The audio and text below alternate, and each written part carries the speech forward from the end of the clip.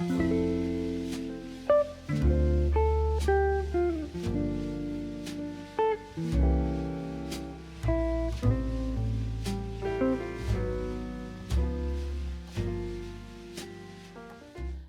friends, welcome back to my channel. My name is Diana and I like to make cozy videos about the crafts and gardening that I do, all with a semi-witchy twist. And thank you so much for being here. In today's video, I want to have a cozy crafting day. When I put up my Christmas decorations a couple videos ago, I don't remember at this point, I did have to make a garland, but I didn't end up having time to make a lot of additional DIY type of crafts. And in the hustle and bustle of the holiday season, I find it very relaxing to just take a step back and do some crafts and DIYs to make my home even cozier. And it just slows me down, gives me a chance to breathe. I haven't watched any Christmas movies at all this season yet, partly because I've been watching all the Vlogmas videos of the people that I follow, which is really fun. But I realized I haven't watched Home Alone or The Santa Claus or any of the movies that I often watch during this season. And so I want to do that while I do some of these crafts. The things that I want to do are to make a cozy blanket. Obviously you can buy any cozy blanket basically that you want. And of course, the one that I want, I could not find, but I bought this fabric on a Black Friday sale at a local like discount fabric store. And it's the exact plaid that I've been looking for a blanket, but I just want to make it more cozy because this is like a cotton poly blend. So I'm going to make that into a cozy throw. And then I'm going to make some paper bag stars where it's like the simplest craft, but it seems so satisfying at the same time when I've seen videos of people doing it. And I want to hang those around. And then I want to make some little gingerbread house fronts out of cardboard. I love the look of gingerbread houses, but I struggle with using a lot of food items that are just going to go to waste. And I have it in the back of my mind, I think, for when I was growing up, we didn't use food in decorating because it can attract bugs. And we live in the South where even in the winter, you just never know like what could come in. So I think I've made one gingerbread house in my life just to say that I did it, but I love that look. So I want to bring that into my decor, but using cardboard and puff paint. So I get the look of a gingerbread house without the food waste and the potential for pests and all that stuff. So grab a cozy beverage. I will be making some hot chocolate after I make the blanket. I'm going to do that first. And because I don't want to have like a drink, and sewing just does not go together. So once I sit down to make the stars and the gingerbread houses, then I'll get a cozy beverage of my own and let's get crafting.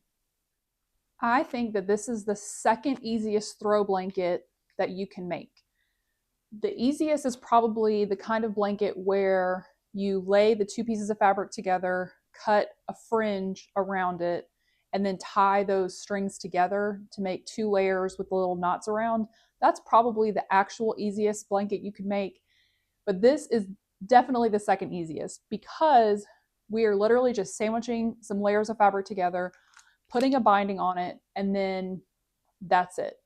It's not a quilt, so we're not going to do lines through it.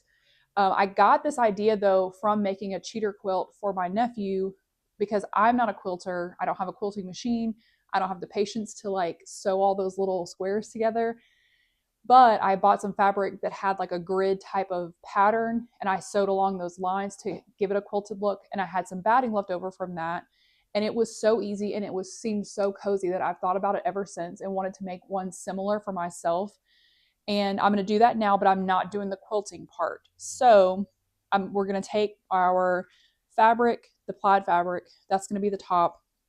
Then I bought this plush kind of fuzzy fabric. I was looking for like a fleece, but I couldn't find a fleece in the color that I wanted. So I'm going with this off-white, which I feel like is a nice wintry color, but it has that fuzzy, cozy thing that you get from like a plush blanket you buy from the store. And then we have our batting, which I'm going to do one layer of this cotton batting. However, I will have to do a little finagling because I knew I had the batting, but I did not check how much I had. So actually, it's two different pieces. I'm gonna have to sew these together in a way that's not too bulky, so it's long enough for the rest of it. So that's gonna add an extra step for me. But if you're doing this at home, then literally the hardest part is just working with the sheer amount of fabric that it is. I looked up the dimensions of a throw blanket and it's like 50 by 60 inches. I'm a tall person. I want a larger blanket. A lot of times, actually, on the couch, I use a full size comforter as my couch blanket because it's bigger. So I'm using the entire width of these fabrics, which luckily the plaid and the plush were both 60 inches total across. And then I just measured the length of my kitchen island, which is like 72, 74 inches, which is 6 feet ish. And then we're gonna the most time consuming part is gonna be pinning the binding around all of it, lining it all up, make sure it's right, pin the binding, and then sew around it, and that's it. That's why it's so easy. So I'm gonna start first. I'm going to fix the batting and make sure that it's gonna be long enough. So basically, I cut like a small overlap, and I'm gonna probably zigzag stitch it just flat, like not sandwiching it like this and making a hem. I'm gonna like layer them like this. Probably not showing this well. Layer them like this and just sew over it so there's like just a slight overlap. Then I'm going to come back and sandwich all the layers together and pin the binding. So let's get started. I finished piecing together the quilt batting, so now I'm ready to start laying out my pieces. So excuse me, Jupiter. Excuse me. I think I'm going to do it in order, like bottom to top.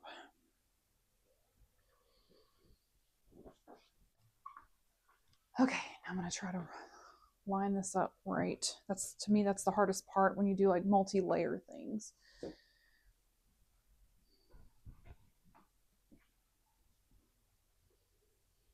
hopefully the spot that I sewed won't be too thick. Actually, I think I want it to be this way.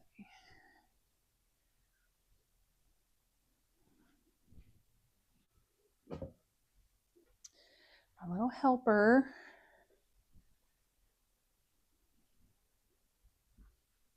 I don't need your help, Jupiter.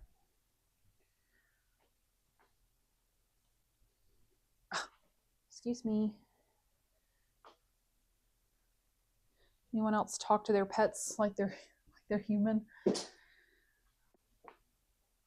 I think I always did it, but then when we got Nyx, I very strongly considered getting those talking buttons to teach her how to talk because I would see those videos online and it seemed so fun. And I never did it because the buttons are really expensive and I don't know, I just never did it. But I did find myself talking to her the way I used to talk to my son when he was a baby, like very clear words, very simple, and very repetitive because our last dog, I didn't do that because I just didn't know. And she learned so many words without us even trying. And I realized that we had kind of a missed opportunity with her. So with Nyx, because I kind of had in the back of my mind I was going to teach her how to talk anyway, and I wanted her to pick up on all those words. I talked to her like that, like very, like I'm talking to an actual human child. And now I talk to all of them like that, like even my cats. So, okay, this is not wanting to line up. And it may be because it's just cut wonky. I might have to like shake it, which I probably will do that once I get the third layer. So what are everyone's plans for the holidays? I always feel like I do a bad job of like talking to you, the viewer, and like asking for comments and just in general, because I want it to be like a community, but community means we talk to each other. So are everyone's plans for the holidays? Do you celebrate Christmas? Do you celebrate Yule or something else? One of the things I love about this time of year is that so many cultures around the world celebrate in some form because of the just the changing of the seasons and how important it was for ancient people for the wheel to start turning back. Okay, I have the sides lined up. Now it needs to be lined up this way.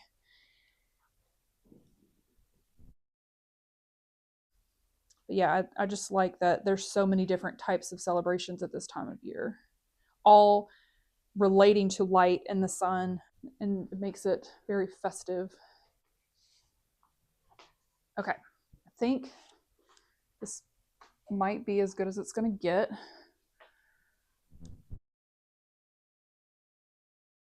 feel like I need to kind of go around and trim to make sure everything is the same. Hello, sir. Hello.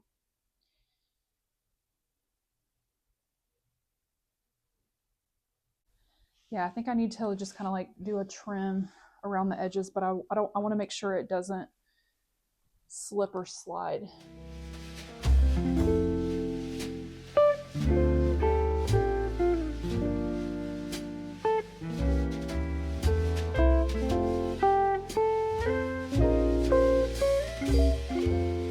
Okay, I got everything lined up, which cutting off that much probably means I should have lined it up better, but I also have a very large blanket still, so I think it'll be okay.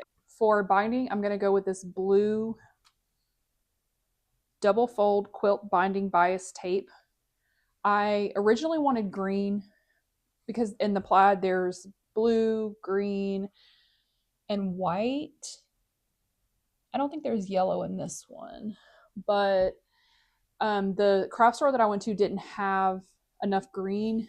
And then I figured that for the blue will make it not just Christmassy, but this could be used like throughout the winter. It doesn't seem as Christmassy with a blue binding instead of green. So that's what I'm going to go with. I'm going to pin all this on and then sew it, and then it's going to be done. This is one of the quickest sewing projects that I will have done in a very long time.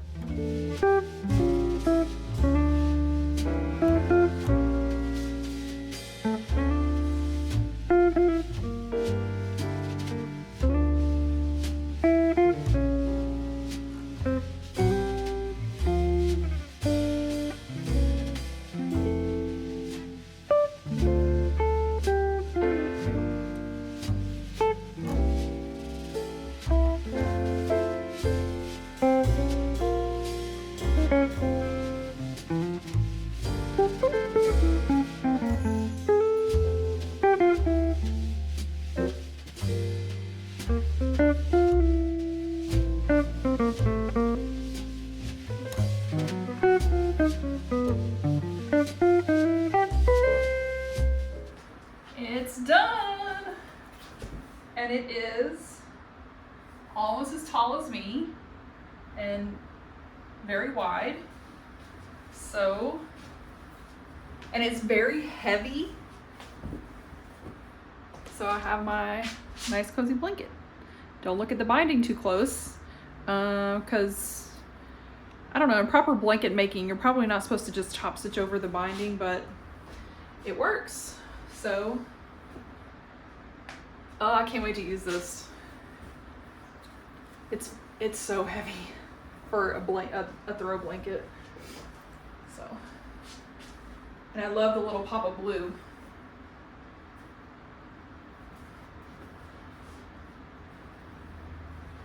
All right, let's get started on the paper snowflakes.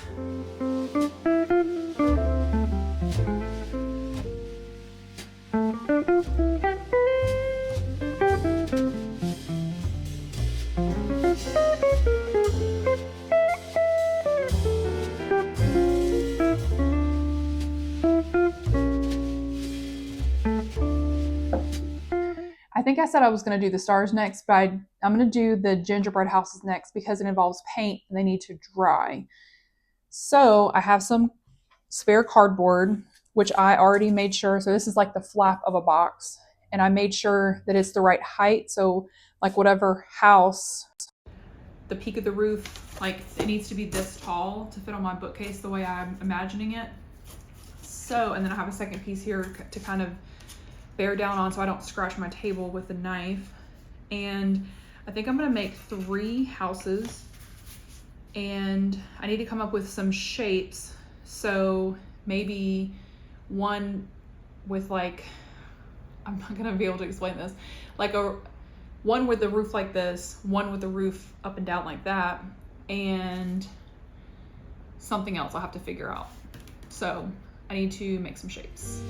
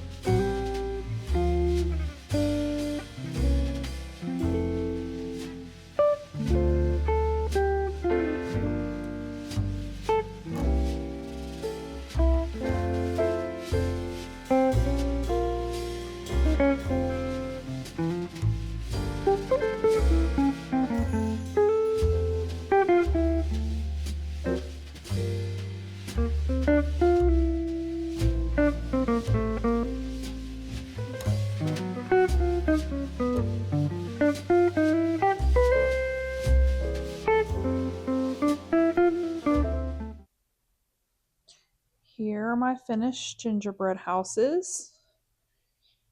They're very cute. I think the first one I did is my favorite. The other ones, I like them. It's going to take them quite a while to dry. So even this first one I did that has been sitting here for a long time while I did the other ones is still very wet. So I'm going to put these somewhere that the kitty cats cannot mess them up. Now let's move on to the paper stars. So basically we're going to take these paper bags, glue them together in a way, and also cut them in a way that when we open them up, it's going to turn to a star. So we're going to, which I got a glue stick. I've seen this done with like plain Elmer's, like white glue, and with a glue gun. And I'm going to try a glue stick and see if it works. So you make it like a T, upside down T. And then we're going to stack another bag on top.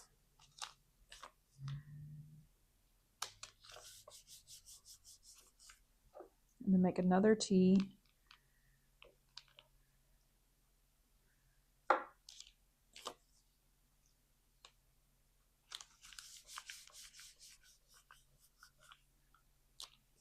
Oh, and then another one.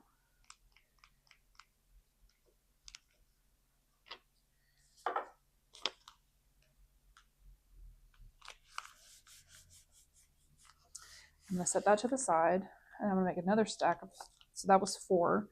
We're going to make a stack of 3. So it's 7 total.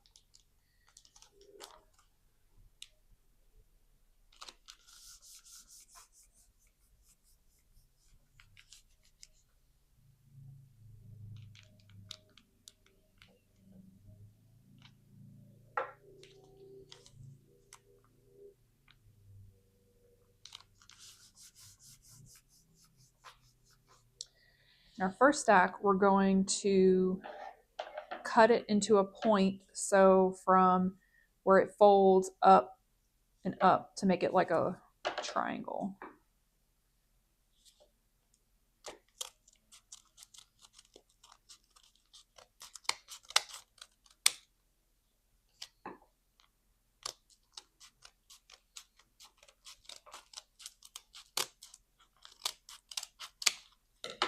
Oops. And that's why you're not supposed to do all 7 at once, because it's hard to cut.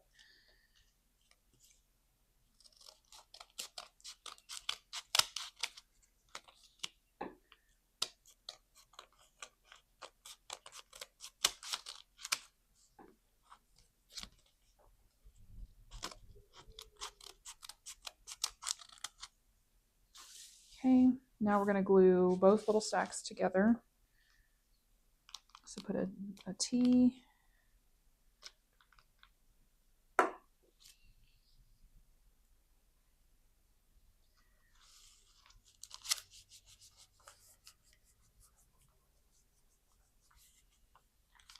Uh-oh.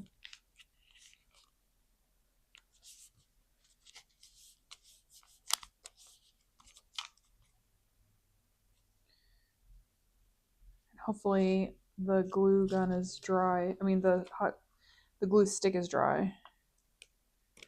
So we open it up and it turns into a star. Oh my gosh. So you have the middle, the shorter points and the long points. Okay, I'm gonna let that sit a little bit longer. So I have 3 different size bags. I have these little bitty bags. I have some medium size and I have some larger ones, so I can make a lot.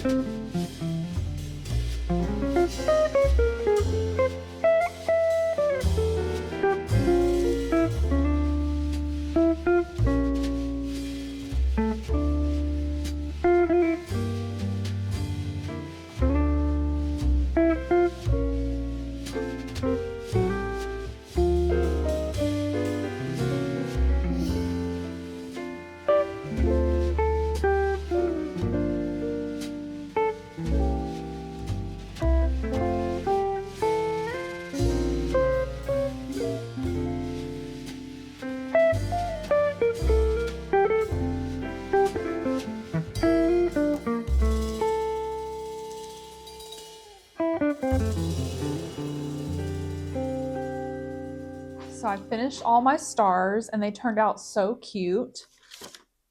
I have 3 different sizes, small, medium, and then I made 1 large one. This turned out really big.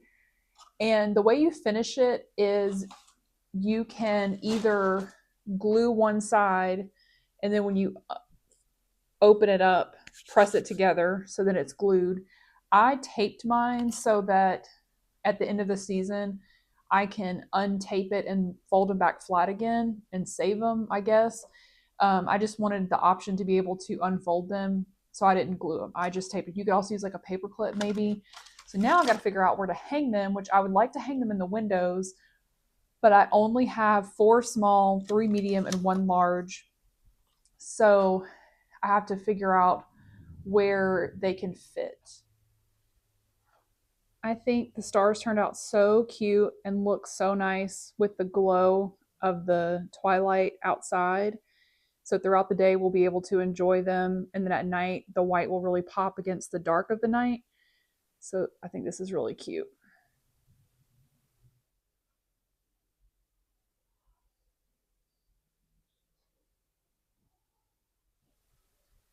So this is what I came up with for the large star and the last medium one that I had left. I decided to put him in this corner of my hallway that could use a little bit more whimsy. I will just have to be careful if I decide to light this candle. I'll probably need to swap some things around so the candle's not right under the star.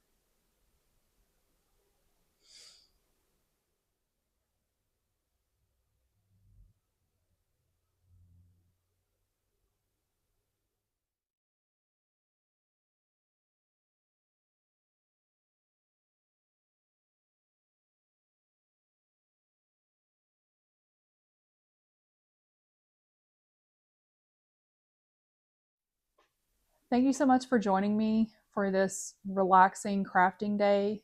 I hope you got a little bit of inspiration to do some crafting of your own, especially with paper goods and things that you find around the house like cardboard. If you like this video, please consider giving it a thumbs up to help it find other people who might also enjoy it. And I would love it if you would subscribe and join this very teeny tiny community that is growing little by little. But I hope everyone has a lovely holiday season. And my next video will be about Yule, my actual Yule plans. So if you want to know about that as soon as it comes out, make sure you hit the little bell so you can be notified as soon as that video releases. And I'll see you next time.